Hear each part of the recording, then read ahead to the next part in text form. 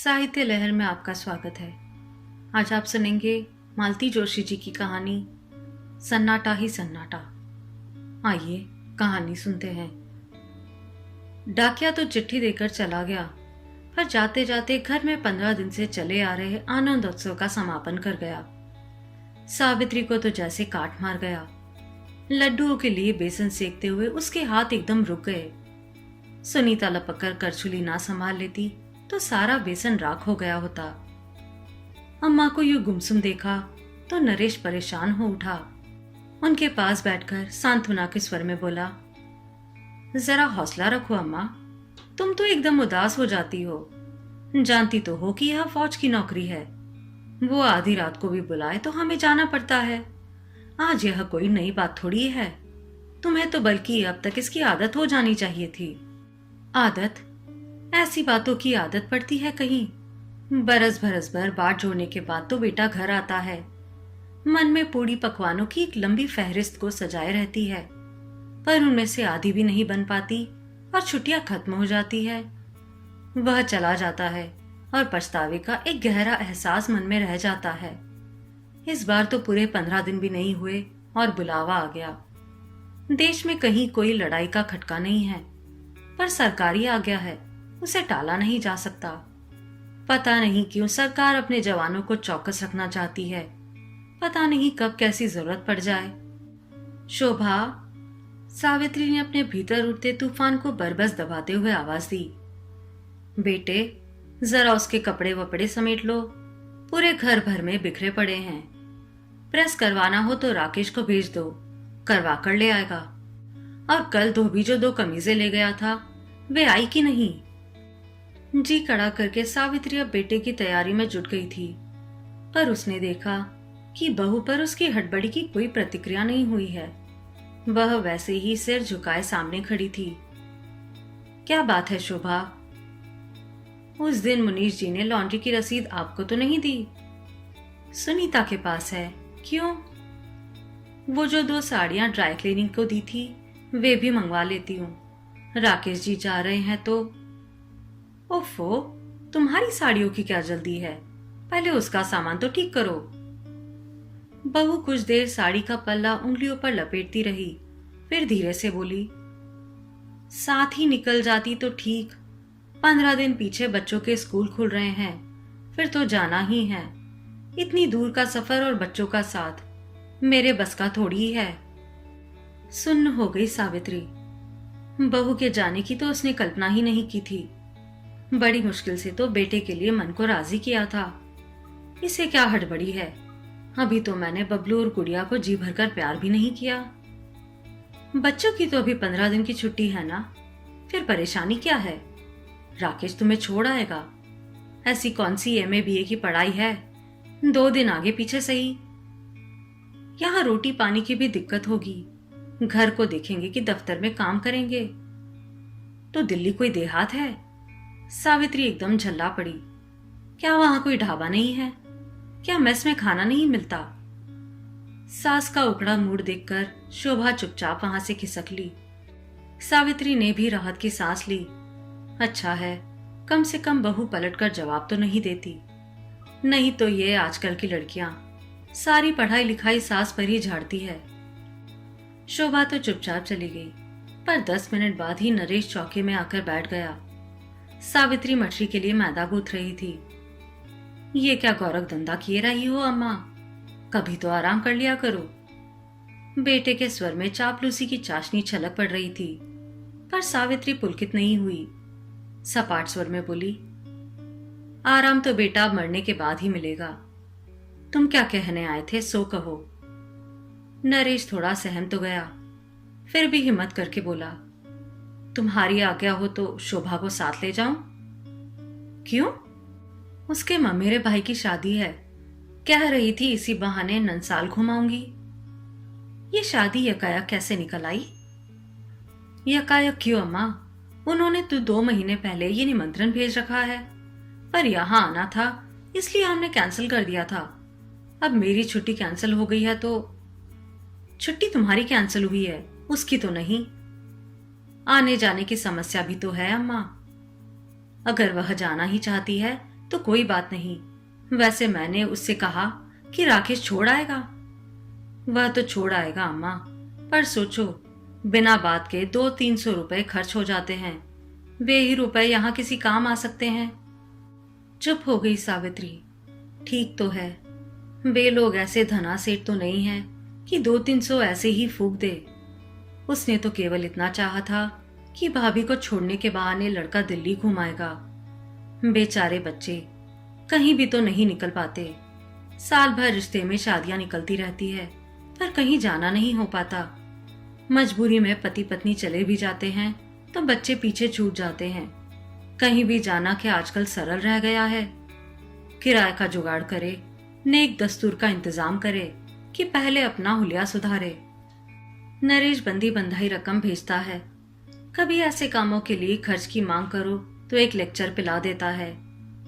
आप लोग बेकार के पछड़ों में पड़े हैं। आजकल कोई इतनी रिश्तेदारियां निभाता भी है? कमाऊ बेटा है, उसकी हर बात चुपचाप सुन लेनी होती है। माँ बाप को उपदेश देता है, पर खुद ससुराल की एक शादी नहीं छोड़ता। माना कि गाजियाबाद लगा ही हुआ है, फिर भी खर्चा तो होता ही है। पास में होने के कारण बहू के पीहर से कोई ना कोई आता ही रहता है। पर नरेश कभी यह नहीं सोचता कि मेरे भाई बहन जो मेरे आगे बिछे बिछे जाते हैं, कभी इन्हें भी दिल्ली की सैर करा दूं। बस हर बार वही किराए का रोना। पिछले बरस सामने वाले शर्मा जी हरिद्वार गए थे। घर का सा साथ था, सो बिना किसी पूर्व सूचना के सावित्री ने सुनीता को दिल्ली भेज दिया। सोचा था कस्बे में रहते रहते ऊब गई है बेचारी, थोड़ा घूम फिर लेगी तो मन हल्का हो जाएगा। भाई भतीजों के साथ तबीयत बहल जाएगी, भाभी के पास बैठकर थोड़ा शहरी तौर तरीके सीख जाएगी। पर ऐसा कहाँ हो सका। लौटी तो सुनीता इतनी उदास थी, बोली ना सैर ना सपाटा, बस जाते ही काम से लाद दिया, जैसे मुफ्त की नौकरानी मिल गई हो। भाभी की मौसेरी बहन आई हुई थी, उन्हें तो कोई पानी का गिलास भी ना उठाने देता था। कहा जाता था कि उन्हें आदत नहीं है। मेरे सामने भाभी चिकनी चुपड़ी बातें करती रहती। अरे हमारी सुनीता बहुत होशियार है, उसे खाना बनाने का इतना शौक है, हमेशा कुछ ना कुछ नया बनाती रहेगी। खाक शौक है, बेचारी मजबूरी में सब सीखती रही है। अम्मा की जचकी और बीमारियों ने उसे इतनी सी उम्र में ही बुजुर्ग बना दिया है। सोचा था बहू आएगी तो सुनीता को थोड़ा आराम हो जाएगा, पर कहाँ, उन लोगों के आने से काम उल्टा बढ़ जाता है। वे लोग तो मेहमान बनकर छुट्टी मनाने के लिए आते हैं, एक हाथ पिक्चर भाई बहनों को दिखा लाते हैं और बस फिर तो सुबह शाम घूमते रहते हैं। दोस्तों के घर खाना होता है, उन्हीं लोगों के साथ पिकनिक होती है, शॉपिंग होती है। अम्मा और सुनीता बच्चों को संभाल लेती है, नित नए पकवान बनाकर खाने के लिए बाट जोती रहती है। कितनी कितनी बातें हैं जो सावित्री बहू से कहना चाहती है, पर मौका ही नहीं मिलता। वह कहना चाहती है कि अब जरा सुनीता पर भी ध्यान दो, उसे जरा नए जमाने के तौर तरीके सिखाओ, पहने ओढ़ने का सलीका बताओ। हो सके तो एक आधा सूट या साड़ी उसके लिए छोड़ जाओ। आजकल सुगड़ और सुशील लड़कियां किसी की आंखों में नहीं चढ़ती, सब तड़क भड़क चाहते हैं। जमाने के साथ तो चलना ही पड़ेगा, नहीं तो लड़की कुंवारी रह जाएगी। जाहिर है ये सारी बातें नरेश के सामने नहीं की जा सकती, और बहू को अकेले में पा लेना बड़ा कठिन है। इतना सा तो घर है और बच्चे हैं कि सिर पर खड़े ही रहते हैं। नरेश के साथ बहू भी चली जाएगी तो सारी बातें मन ही मन में रह जाएगी। यकायक उसे याद आया, कल रात अष्टाना जी एक लड़के का अता पता दे गए थे। फरीदाबाद की किसी फैक्ट्री में काम करता है, लड़का बरेली का रहने वाला है। सावित्री ने वह कागज सहेज कर रखा था कि नरेश को जाते समय दे देगी। अब यकायक ही सब तय हो गया है तो उसने अलमारी में बिछे कागज के नीचे से वह पर्ची निकाली और सीढ़ियां चढ़ने लगी। ऊपर आकर कमरे की ओर मुड़ी ही थी कि दरवाजे में ठिठक गई। भीतर गर्मा गर्म बहस छिड़ी हुई थी। मेरा मतलब यह था कि अम्मा इतना कह रही है तो 2-4 दिन रुक जाओ, चाहो तो मैं तार करके बुला लूंगा।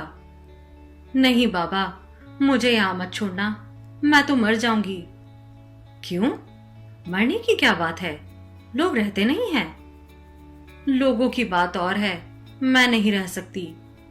पर परेशानी क्या है? इतना प्यार करते हैं सब, अम्मा बेचारी तो जान छिड़कती है। प्यार व्यार तो सब ठीक है, पर यहाँ का काम देखा है। सुबह शाम रोटी बेलते, कपड़े धोते हाथों में छाले पड़ गए हैं। तुम्हारे बहाने घंटा 2 घंटा बाहर तो निकल जाती हूँ, तुम्हारे पीछे तो रसोई में दफन होकर रह जाऊंगी। तुम्हें ये सब पहाड़ सा क्यों लग रहा है? सुनीता बेचारी भी तो करती ही है। यह तो आदत की बात है। खैर काम की छोड़ो, घड़ी भर कहीं लेटने का भी तो ठहर नहीं है।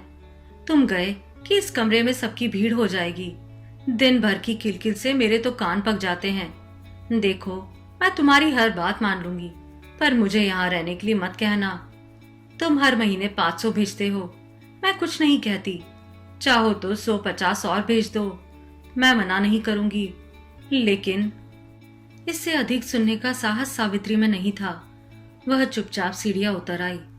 वैसे मन तो हो रहा था कि चीख कर कह दे, नहीं चाहिए तुम्हारे 500, अपने पास रखे रखो, हम रूखी सूखी ही खाकर रह लेंगे। पर मुंह उठाकर इतनी बड़ी बात कह देना क्या इतना आसान है? अगर कल को नरेश पैसे भेजना बंद कर दे तो कितनी ही चीजें अधर में लटक जाएंगी। राकेश की ट्यूशन, महेश के जूते, मुनीश का स्वेटर, सुनीता की साड़ी, बाबूजी का दूध, उसकी अपनी दवाइयाँ, कितनी जरूरतें हैं जो उस मनी ऑर्डर से लिपटी रहती है। इस कड़वे सच को कैसे नकार दे? चलते समय नरेश की आंखें हमेशा की तरह छलछला आई तो उसका जी जुड़ा गया। ठीक तो है, लड़के किसके हमेशा घर बने रहते हैं। रोजी रोटी के लिए सबको एक दिन बाहर निकलना ही है। वह कब तक उन्हें अपने आंचल तले रख पाएगी? कहीं भी रहे, सुखी रहे। तन भले ही परदेश में हो, पर मन से तो अपने बने रहे बस।